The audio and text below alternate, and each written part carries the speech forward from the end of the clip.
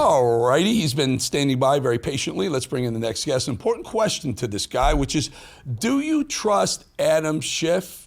And he says he doesn't, and he says Adam has a terrible ethics record, calls him an abuser and a liar. Let's welcome the president of Judicial Watch, Tom Fitton. Really good to have you on, Tom. And how about Adam Schiff there? Guilty of some of the things that he was trying to nail Trump with in impeachments 1.0, 2.0, and who knows, in between the two presidencies. What's going on with Maryland man Schiff? Well, besides his lying about Russia and abusing his office to target people he doesn't like politically, secretly subpoenaing phone records, for example, and then leaking the contents. On top of that, there's credible evidence he committed mortgage fraud. It's quite simple. When you apply for a mortgage, you're supposed to declare whether the property is your primary residence or not. And you can't have two primary residences.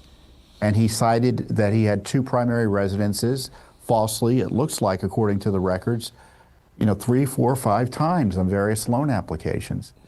And that's potentially a federal crime. But he can complain all he wants about being targeted and such. It's a readily apparent crime. And this is the same man who happily celebrated President Trump getting arrested not once, not twice, but 4 times based on the political lawfare targeting him. Here, it's pretty clear he was playing games, and he deserves, in the least, a serious criminal investigation, if not more. What do you think, Tom? Again, I ask this to every guest who we talk about. Do you think we will eventually see a perp walk for some of these people? By the way, we're watching Trump come down the stairs here. He's approaching a podium. So I apologize, Tom, if I cut you off, but will we see a perp walk? I don't know. I think there will be figures involved in the abuse of Trump who will eventually be prosecuted. Will it be sufficient? Probably not, but there'll be some who are targeted. Yeah, I hate to do this to you, Tom. Let's take a listen to the president. I saw on the we get these little emails from the White House. This is what he's on the plan tomorrow.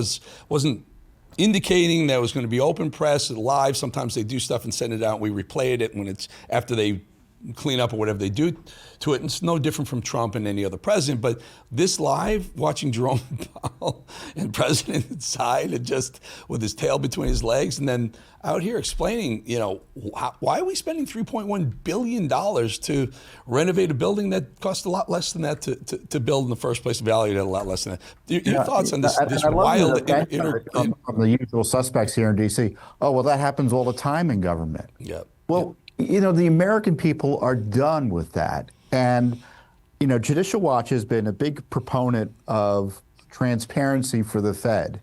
And this is exactly why we need transparency and oversight. The catchphrase is audit the Fed.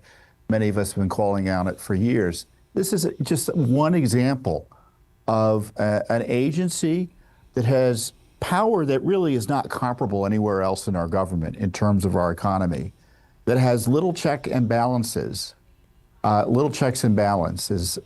it relates to its conduct. You ask for records. It's one of the most difficult agencies to get information from about its operations and what it's up to. And you would knock your socks off to hear the various arguments they use. For instance, they've got all the local Fed banks, right? They say those Fed banks are outside contractors, and they don't have to give us records about their communications with them. I mean, there's not a darn thing the agency does that, to me, is suitably transparent. And I'm glad the president's holding the chairman accountable. Whether he fires him or not, or the fight over the interest rates, that's irrelevant to me.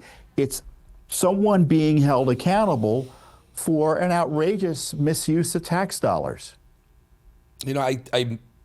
There's a question. One of the reporters said, well, if this is the last thing you need to kind of make the economy whole and make it yours and more robust, why don't you just fire him? And Trump said something. He said, well, because it's a lot more difficult. That is the general consensus, that it's difficult to fire. You're not supposed to really get involved in one-sidism with the Fed. You're supposed to let them, their only job is to keep prices in check.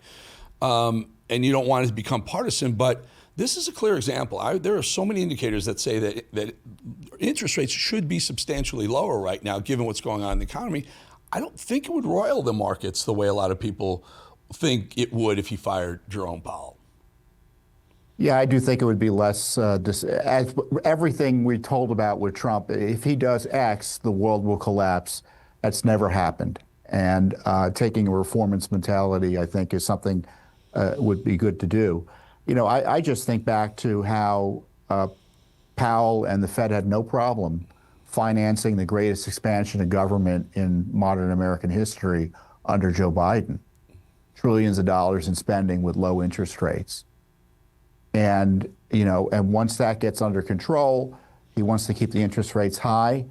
You know, I'm sorry, but I think it's fair to conclude maybe some of those decision makings are more political than economic. Yeah, Tom, really good. I'm sorry we extended you here a little bit. I hope we didn't make you late for any sort of appointments. Tom Fitton, president of Judicial Watch. Always good to have you on, my friend. Good to talk to you. Thank you, Eric.